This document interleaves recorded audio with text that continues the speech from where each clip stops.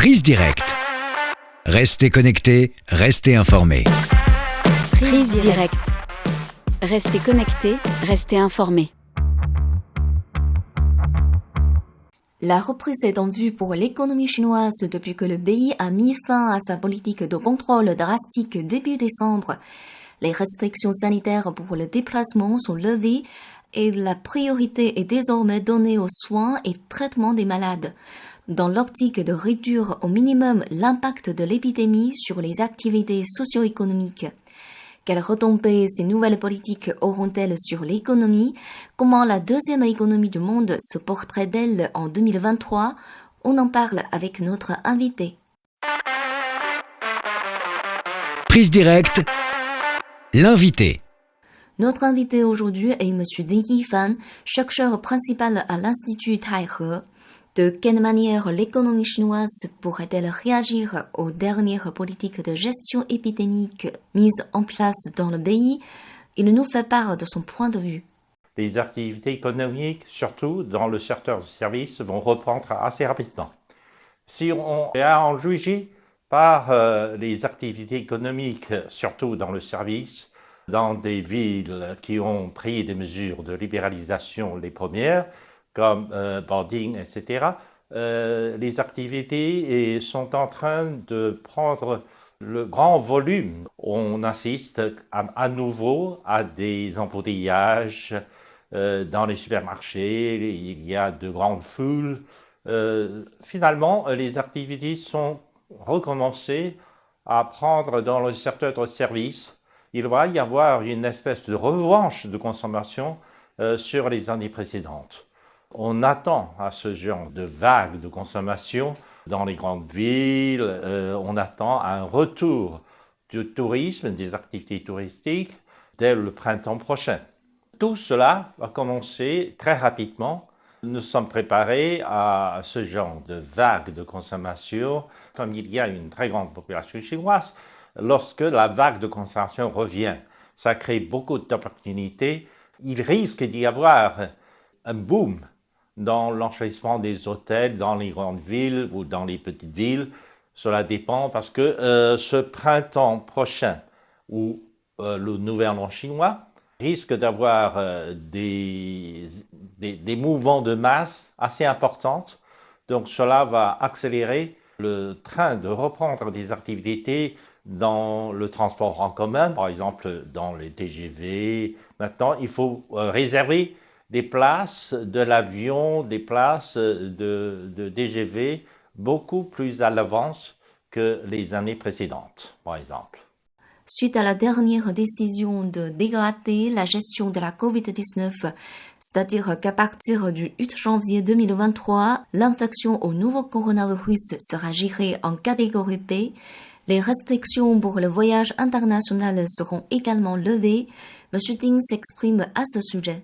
Nous avons tous pris conscience que finalement, à partir de janvier prochain, il va y avoir un assouplissement de cas de contact avec l'étranger. Donc finalement, comme en Chine, on a déjà libéralisé, la population peut circuler librement entre les villes, il y a plus de tests nucléaires sites pour ce genre de transport. Je pense que à partir de janvier prochain, on va libéraliser aussi ce genre d'activité. À partir du 8 janvier, le voyage sera libéralisé dans toutes les villes de Chine. Et il y a beaucoup d'étrangers qui attendent ce moment important, car depuis 3 ans, il y a pratiquement plus de voyages, ou les voyages se faisaient avec beaucoup de difficultés, mais il n'y a pratiquement pas beaucoup de voyages. Et il y a beaucoup de monde qui attendait ce moment, qui voulait revenir en Chine parce qu'ils avaient des activités, des négociations à poursuivre, ou parce qu'ils attendaient revenir voir le champion en Chine, faire du tourisme. Donc, il va y avoir des vagues de voyages entre la Chine et l'étranger. De même pour les Chinois. Il y a beaucoup de Chinois qui attendent ce moment pour sortir de la Chine. Donc il y aura beaucoup de voyages intercontinentaux, internationaux entre la Chine et le monde extérieur. Ding Yifan a aussi partagé sa vision des perspectives économiques chinoises en 2023. En 2023, l'économie chinoise va connaître probablement un rebond de sa croissance parce que d'abord, il y a une tendance de revanche de la consommation, puis le gouvernement chinois avait plané plusieurs projets d'investissement à la campagne, par exemple. Aussi, il y a une tendance de création des plateformes. Donc, les entreprises d'Internet sont appelées à unifier leurs efforts pour harmoniser le marché chinois, pour rendre les rouages de la production plus transparentes, plus en temps voulu. Et donc, ça va, par exemple, épargner beaucoup d'efforts de stockage, etc. Ça va rendre la chaîne de production plus efficace, moins coûteuse, et tout cela est dans le plan. Donc, en 2023, on risque d'avoir un taux de croissance suffisamment rapide pour absorber, par exemple, les flux d'investissement, parce qu'en Chine, il y a des flux de capitaux qui attendent pour investir, pour relancer l'investissement, etc.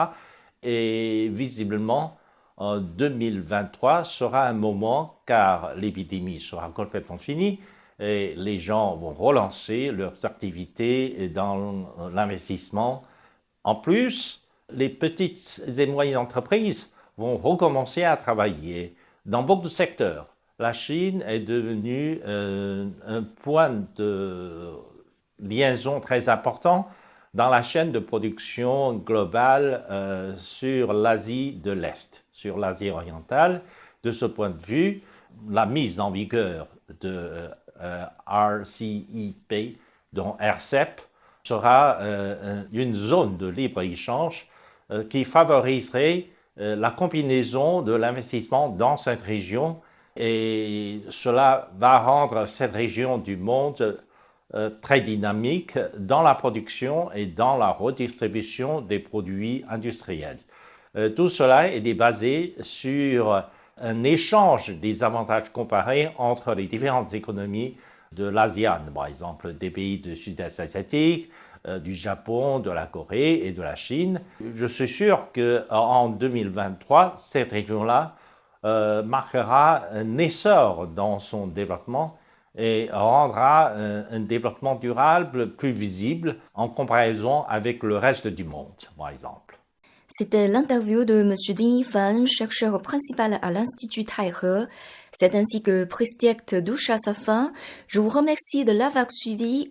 Rendez-vous bientôt et bonne année 2023.